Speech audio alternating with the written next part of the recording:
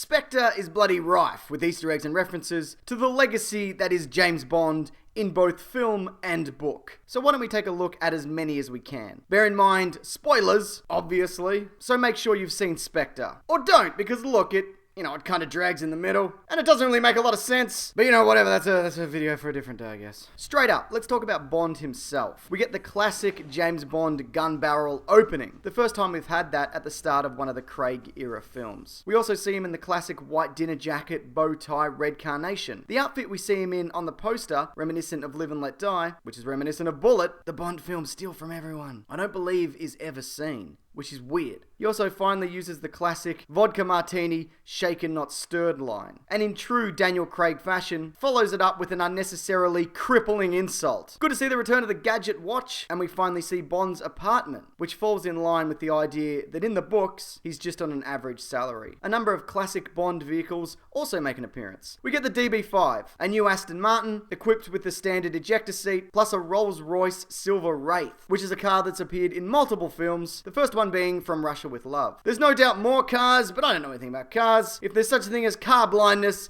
then that's a thing that I have. Being a sequel, there are of course nods to the other Craig-era Bond films. Too many to mention, but they include M's bulldog gift from Skyfall, references to Vesper Lynn, that time he was shot accidentally, previous villains, but overall they really played down the quantum references. Because people hate that one. Probably because of the exploding hotel, or how it's about water, or something. Who's to say? Not me. As far as the other Bond film references go, well, there's so many! We get the return of a wisecracking Q, making mention of how Bond was supposed to bring back his car in one piece. A corkscrew helicopter stunt, not dissimilar from the corkscrew car stunt from For Your Eyes Only, except minus the slide whistle.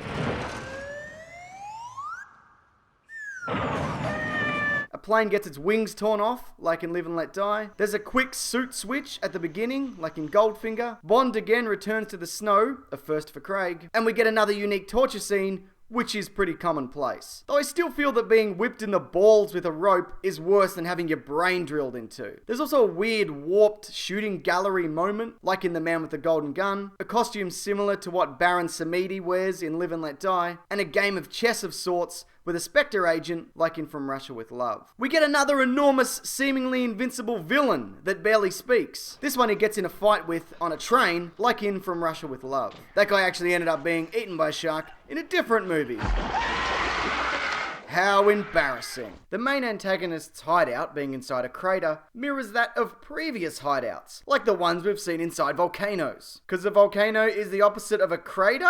There's also a few nods to the novels. The MI6 safe house is called Hildebrand Prince, like the classic Bond short story, The Hildebrand Rarity. The only Bond adventure that has him tracking down a rare fish.